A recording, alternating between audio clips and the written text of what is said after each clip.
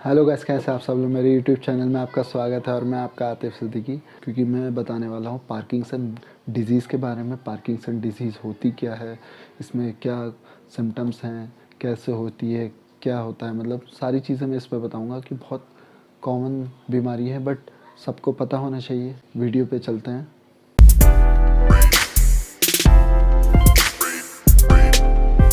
Parkinson disease एक neuro degenerative disorder है।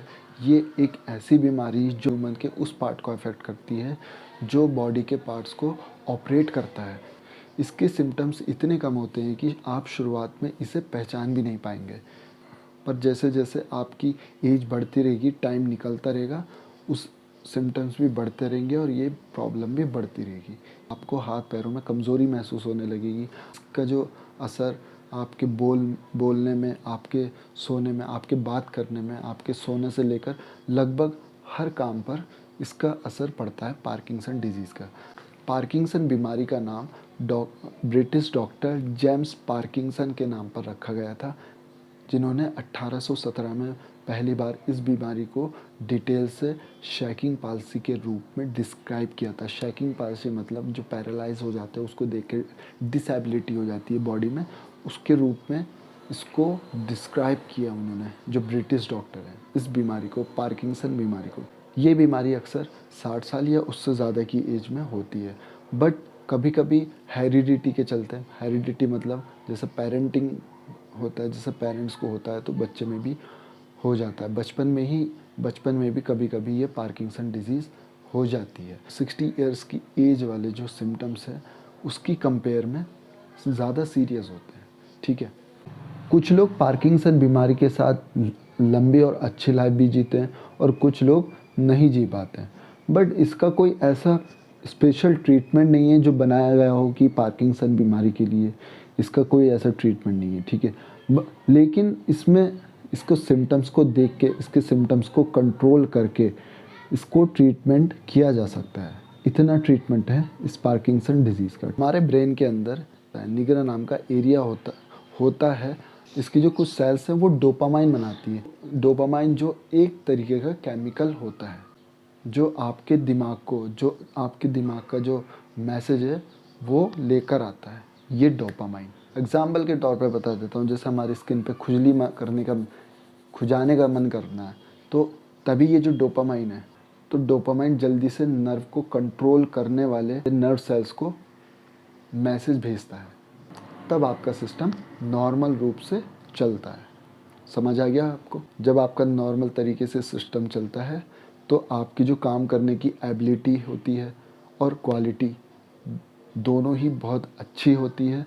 वहीं जब आपको काम करने में परेशानी होने लगती है तब पार्किंसन डिजीज़ का शिकार हो जाते हैं। पार्किंसन बीमारी जब हो जाती है तो उसमें क्या चेंजेस हो जाते हैं, हमारा ब्रेन है, इनमें आपकी जो निगरा एरिया है उसकी कुछ सेल्स मरने लगती है और इसकी जो सेल्स हैं वो चेंज भी नहीं करी जैसी, बदली भी नहीं जा सकती। तो इसी वजह से तो डोपामाइन का जो लेवल है वो घटने लगता है। तो इसी वजह से जो मैसेज पहुंचाने का काम है वो भी स्टॉप हो जाता है, इनकैपेबल हो जाता है, अनेबल होता है, और दिमाग का कंट्रोल और बॉडी के पार्ट से एंड होने लगता है। ठीक है, ये जो डोपामाइन, इसके शुरुआती दिनों में, स्टार्टिंग के टाइम पे आपको ये महसूस नहीं होता है, बट जैसे जैसे निगरा की सेल्स मरने लगती है, पर आप उस पॉइंट पर पहुंच जाते हैं जब आपको इसके सिम्टम्स दिखाई देने लगते हैं। ये है पार्किंसन डिजीज़ के। मैं कॉजेज़ बता रहा हूँ। कॉजेज़ कौन से होते हैं, मतलब कारण क्या हो सकते हैं। कारण तो इसका अभी तक एक्सपर्ट्स ने भी नहीं बताया, लेकिन कुछ 2-3 कारण फिर भी डॉक्टर्स बताते हैं। कौन कौन से हैं? एनवायरमेंटल रीज़न की वजह से ये पार्किंसन बीमारी हो सकती है, हो जाती है।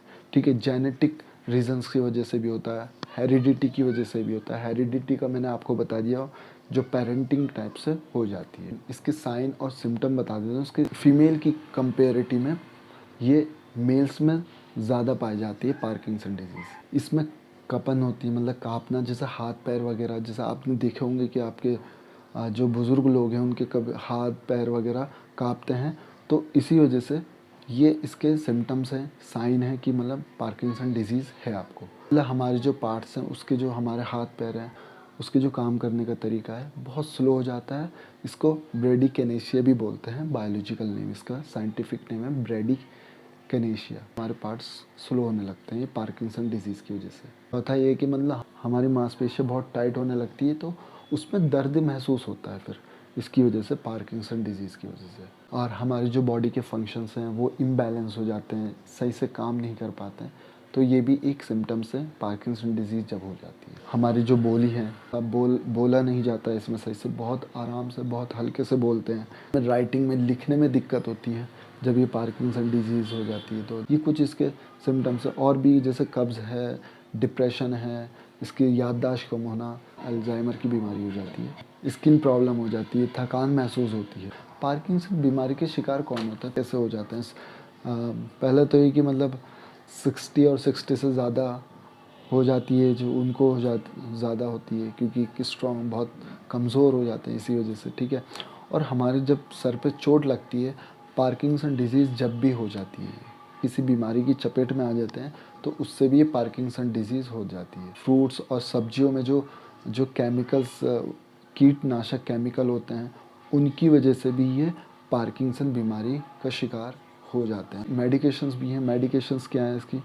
लीवोडोपा, ये भी डोपामाइन जो होता है उसके काम को अच्छा, मतलब उसको अच्छा केमिकल को बढ़ाती है, जो कि हमारा मैसेज तुरंत और सही से काम करे, मैसेज पहुंचाएं, हमारे दिमाग के जो मैसेज हैं उसको लाएं, उसको भेजें, ठीक है। डोपामाइन को सही करने के लिए लीवोडोपा दी जाती है। दूसरी जो मेडिसिन है इसमें कार्बिडोपा दी जाती है, ये भी कॉम्बिनेशन है इसका। मीरापैक्स है, ये भी बहुत अच्छी मेडिसिन है, इसको भी डॉक्टर प्रिस्क्राइब करता है। न्यूप्रो भी एक मेडिकेशन है, ये बट इसका अलग से कोई इलाज नहीं है, ट्रीटमेंट नहीं है। ये वीडियो आपको अच्छी लगी तो लाइक कीजिए, और चैनल पर नए हैं तो सब्सक्राइब कीजिए। और कोई भी क्वेश्चन हो तो कमेंट बॉक्स में मुझसे कर सकते हैं। इसको ज़्यादा से ज़्यादा शेयर भी कीजिए इस वीडियो को, और इंशाल्लाह नेक्स्ट वीडियो में मिलेंगे।